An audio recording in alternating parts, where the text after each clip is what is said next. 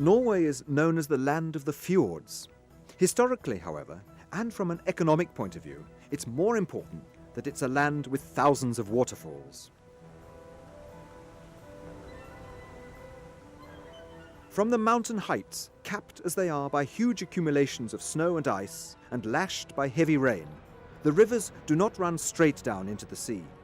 Norway's rivers descend to the sea by degrees, twisting and turning via a myriad of large lakes and small lakes, to debouch into still more streams and rivers that flow high, day in, day out, all year round. At crucial points in the nation's history, the specific character of Norway's waterfalls and rivers have lent themselves to exploitation. For centuries, Norway's grain mills were powered by water, as was normal in most of Europe and in Asia.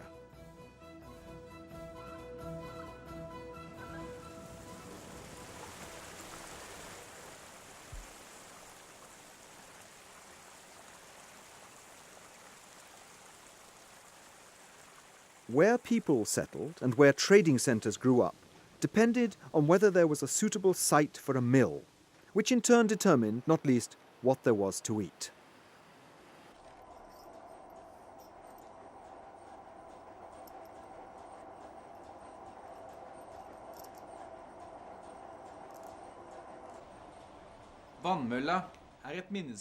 The watermill is a memorial to one of the most decisive technological revolutions in the history of mankind.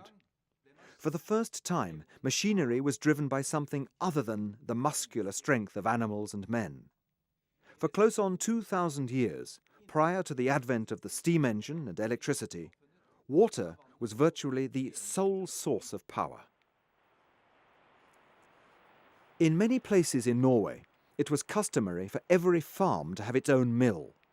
Suitable rivers and streams were to be found practically everywhere.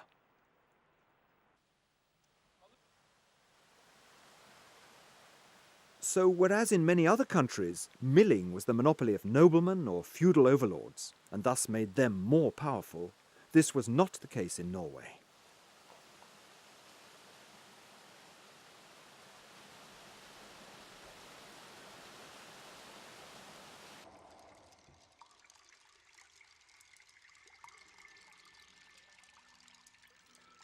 In countries where fast-flowing rivers and streams were non-existent, or flowed at the wrong time of the year, or carried too much silt, the people often had no choice. Grain had to be ground by hand.